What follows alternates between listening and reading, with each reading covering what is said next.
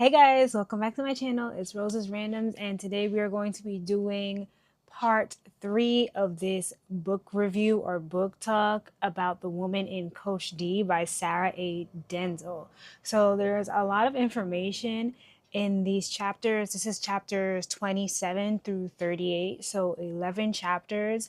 As I mentioned before in one of the previous videos, these chapters are pretty short. They go by pretty quickly. So I love that about this book. There's quite a few chapters. There's like, I believe 80 something or 90 something chapters in this book. So we kind of leave off chapter 27 or beginning of chapter 28. And Jenny, the main character, is pretty much like thinking, hey, maybe I should leave well enough alone. Maybe I should leave all of this information that I found out to law enforcement, to the detectives, so that they can just continue researching this and investigating this. And maybe I should also just like leave this up to her mother to continue searching for her daughter, because she's like, I don't owe Susie anything. She's the one that left me alone. She's the one that did this to me, right? So like, I don't really owe her anything. I could just go on with my life. You know what I mean? And so she's thinking like, hey, maybe I just squash this and move on, right? However, an important thing to note is that earlier on, Jenny actually voices that she's like, oh, Susie's mother, whose name slips my mind in this moment, but Susie's mother actually frequently speaks with Jenny, either through phone or through letters. I'm pretty sure it was letters, but she frequently talks to Jenny. And Jenny assumes that this might be because Susie's mother somehow suspects Jenny of knowing more than she alludes to, or possibly even having done something to Susie. And Jenny suspects that this is part of the reason why Susie's mother may be keeping in contact with her, maybe hoping that one day Jenny will either slip up or spill the beans on something that she may know. So now when we move on into chapters 28, 29, it begins with, there's this true crime guy who is trying to catch up to Jenny as she's walking to work. And I'm assuming this is because word has gotten out that Jenny suspects or has information about Susie possibly still being alive. And this guy follows her for blocks on end. I'm talking about he chases her. Like, she starts kind of running a little bit, and then he also starts kind of running a little bit.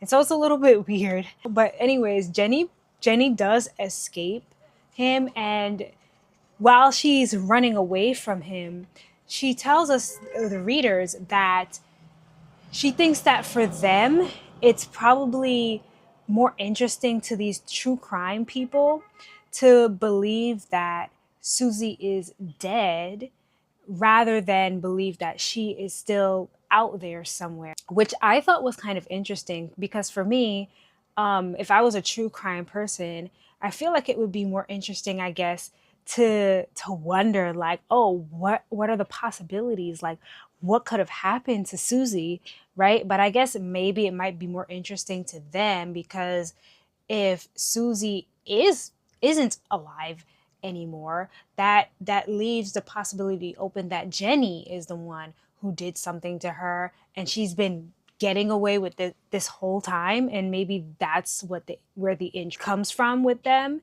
And again, Jenny is just speculating, however, that to them it's better for Jenny to not even be alive. We also find out, I don't believe it was mentioned previously, but we also find out that Jenny works at this call center type place. I know there's an actual name for it, but she works at this call center type place where people who just want to talk will call, and she's one of those people who will, answer the phone and speak to them. And so we kind of get to see the type of people that Jenny speaks to on her job. And so one of them is like just a man who's just lonely and he just wants to talk. And so she starts telling him about a book that she's reading. And she says that she does this frequently with people who are clearly just wanting to speak because they're lonely. She never divulges any personal information to them or anything like that. There's also a woman that she speaks to whose baby is wailing in the background. Like she can hear that over the phone, the baby wailing in the background. And the woman is just letting her frustrations out over the phone to Jenny and then just hangs up, right? She also encounters a guy who is breathing very heavily over the phone, and she assumes that he's only calling for sexual reasons, if you get my gist. And so she immediately just hangs up the phone. She says that she also gets these kinds of calls sometimes. So she's probably used to, you know, like, this is what it sounds like. And so she just hangs up the phone. And then, sadly, the last call that she gets is from a woman who has decided to end it all. And she only calls to speak to somebody because she did not want to be alone while she took her last breaths.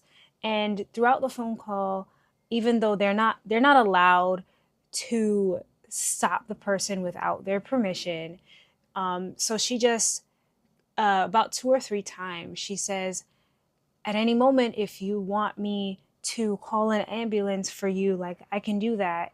And she tries to figure out why this woman has decided to end everything. And the woman is just like, no, I don't want an ambulance. It's nothing's causing me to do this. I don't want to talk about it. She literally just wants it to all be over, and she just wanted somebody to speak to as she went out. And so obviously this takes a toll on Jenny. And so she calls her father, who she says she hasn't spoken to in some time. As a matter of fact, it's been since the last time he was in prison. And earlier on in the story, we find out that the first time Jenny's father went to prison was after Susie's disappearance. And he had punched a reporter in the face because they were accusing Susie or suspecting her of doing something to Jenny, and they were, I guess, probing her or trying to question her and things of that nature. And he didn't like it, and so he punched a reporter in the face, and he went to prison for that, jail, whatever. And ever since then, he's been going downhill from there. Like, when she calls him, he's full on drunk, and he's probably been in and out of prison, in and out of jail, and he's lived up to whatever the media has portrayed him to be. It's also alluded to that her mother has passed away, though it's not with certainty that we know that, but it is alluded to that, like, her mother is not around anymore, perhaps. So I mean, I guess we'll learn exactly what, maybe. So she goes to his house, to talk to him about what happened at her job. And he reassures her that, it's not your fault. And she's like, yeah, I know it's not my fault. And then she also starts telling him about, the situation with Susie. And he's like, yeah, don't even worry about that. Like, he does not want her to be involved in it. He's pretty much telling her, like, just to leave it alone. Because if you recall, like I said in a previous video, her father and her mother didn't even want her hanging around Susie anymore. So it assumes that that's still the case, where he's like, just leave it alone. So she leaves her dad after he tries to, convince her to, like, hang out with him at another date or later on that day or something. And she kind of, like, pushes it off a little bit. And she's like, yeah, maybe another time. So she goes back to her apartment that she shares with her roommate, Harry. And again, they have no romantic relationship, right? And so Harry asks her, hey, like, are you okay? Like, what's going on? Like, what happened? Because she's coming in later than she usually does. And throughout the story, we do see that, like, she's not someone who really does go out a lot. So it makes sense that Harry would be concerned about what has happened to her. And they did seem like they were had some type of a good friendship. And like she kind of yells at him and then immediately feels bad about it. He feels bad that she yelled at him. He's like, okay. And she feels like she needs to apologize.